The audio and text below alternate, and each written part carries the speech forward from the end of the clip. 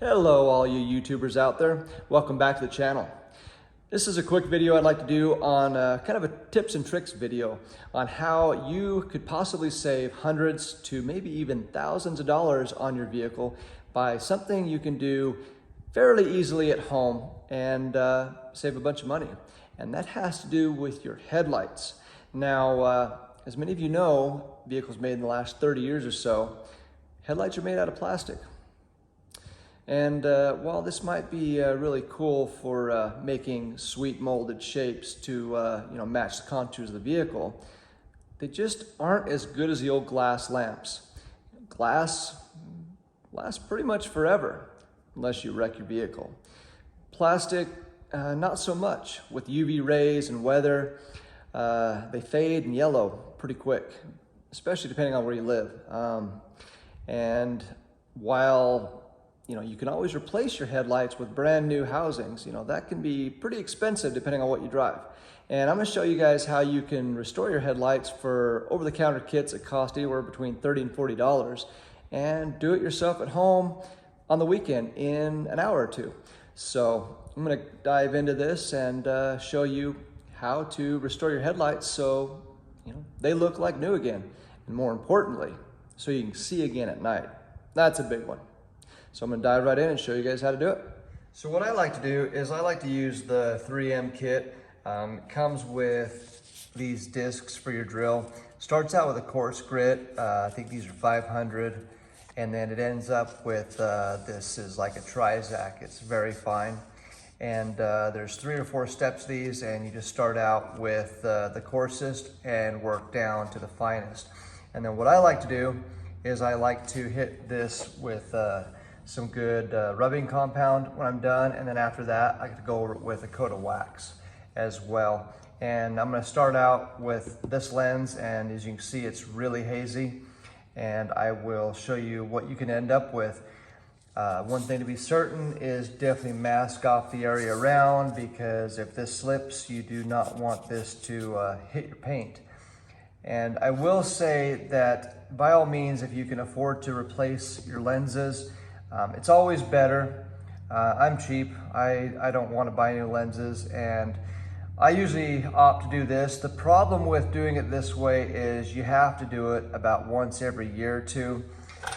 Nothing is ever as good as replacing with new lenses, and if the camera will focus on this, there we go. As you can actually see, these lenses are starting to, the plastic's starting to crack and check, and there's really no way you can permanently get rid of that without removing a lot of the plastic, which would take a substantial amount of time. So this does help a lot, and I'll show you the process when it's done, how much difference it makes. But again, nothing beats replacing the lenses with new OEM lenses. That's for certain. So I'm going to start out with the 500 grit here and work down. And I will say, when you're doing this, you want to spray this with some good water, some soapy water out of a spray bottle. You want to keep it wet all the time. If you get this dry with the speed you're using with the drill, it'll actually melt and burn the plastic, and you'll be left with like some circular marks that you really don't want to deal with. So keep it wet, really wet, and keep it from burning the plastic. And I'm just using a 20-year-old cordless drill to do this. This is something I had extra though. I don't think this comes with a kit. If you have access to these, it's a little bit better to use this flexible type buffer. That way it takes the shape of the lenses a little bit better, and it'll help you from digging in too deep. But again, the main thing is you just want these lights to stay really wet. And just light pressure. And as you can see, this kind of a yellow milky stuff that's coming off that's good. That means it's actually removing that layer of oxidation and the top layer of plastic. And you just want to keep that wet and just keep light pressure. Keep your speed at a moderate amount and just go over that. I'm going to do this without the camera just because it's hard to spray, hold the camera, and buff it at the same time. But this is what you're going for. Keep it wet, and then that kind of hazy look where you're removing the layer of oxidation in the top layer of plastic and getting rid of all that crud. This is what it looks like after about 5 minutes of that sanding with the first step of 500 grit. And it does look worse than it did before, but that's usually how things happen. It has to look worse before it can look better. And actually for me, the next step for me on this is actually going to be 1,000 grit, and then I'm going to move up to a 2,000 grit before I polish. And that's just because that's what I have in my shop. A lot of the kits come with different grits, and this is just some leftover of some stuff I have around the shop to kind of show you guys what you can do with the headlight buffing kits. Here's just about 60 seconds of 1,000 grit. As you can see, this is about the separation. This is 1,000 grit. This is the 500 over here. And you can see we're already working down to getting a smoother texture on there. And here we are after the 2,000 grit. And I'm gonna go ahead and hit this with a Trizac pad now on the drill. And again, keep it wet. Just keep lots and lots of water on the buffing surface. Otherwise, again, bad things happen. My poor Trizac pad is kind of spent. It's on its last leg, so this didn't do as good a job as it normally would with a new one. But that's after the Trizac, and now I'm gonna put on my buffing pad, and I'm going to go ahead and buff this with some 3M cutting compound. Again, the 3M kits have pretty much everything you need, minus the drill. I'm just using what I have left and using some of my shop supplies to do this to give you an idea of what can be accomplished with the kits. But what I'm using for the buffing compound, since I'm out of what comes with the kit, I'm just using the Perfected 3M stuff that I use for polishing my vehicles. And the pad I'm using is one of these 3M pads that just a foam pad.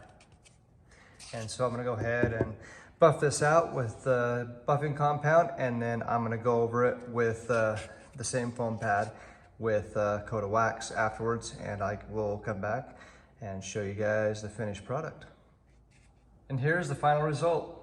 This is after about 5 minutes of buffing and polishing with the buffing compound, and about 2 or 3 minutes with wax. And I just like to use Meguiar's Gold Class wax for all my waxing.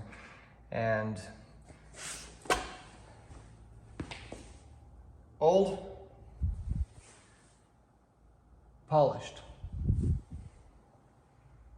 worn out, yellow, 20 years,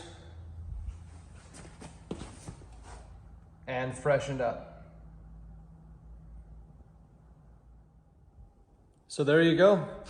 That's how I go about restoring my headlights on pretty much all my, newer vehicles that are made within the last, well, what should I say? Who am I kidding? All my vehicles are 20 years old or older, but anyway, some of those have plastic headlamps. So that is how I restore the headlamps on some of my vehicles and keep them looking like new, mainly because I can't afford new lenses and I'm also too cheap. So that's how you do it. I should say that's how I do it, which now you can go do at home. So I highly encourage you to do that. You can save yourself a bunch of money and help yourself see again at night, because if you're like me and have some that I've had in the past, it gets pretty dim at night. And so there you have it. If you guys have learned something or you enjoyed the video, I sure would appreciate it. Maybe if you hit that subscribe button and the like button, and maybe we can push this channel up to 1,000 viewers. Maybe, nobody really watches this channel anyway, but I'm here, doing videos to help you guys. So thanks again for watching, everybody. More videos to come, and I'll probably try to do some more tips and tricks videos like this here and there, just to kind of show you guys how to save some money at home, because if you're like me, money's kind of tight right now. So any way you can save some money and make your car better, that's always a plus. So thanks again for watching, everyone. More videos to come, and we'll see you next time. Bye. I would like to just add one thing at the end of the video. I would like to say a special thank you to all of you out there who are watching and subscribing to my channel. just hit a little over 400 subscribers on the channel, and while that's not 400,000, and it's probably not a big deal to a lot of the channels out there, for me, it's just kind of one of those milestones. It's like, hey, at least some people are watching. So in a way, that's kind of big to me. So I just want to say again, thanks for watching. And again, there'll be a lot more videos to come. Till next time, see you later.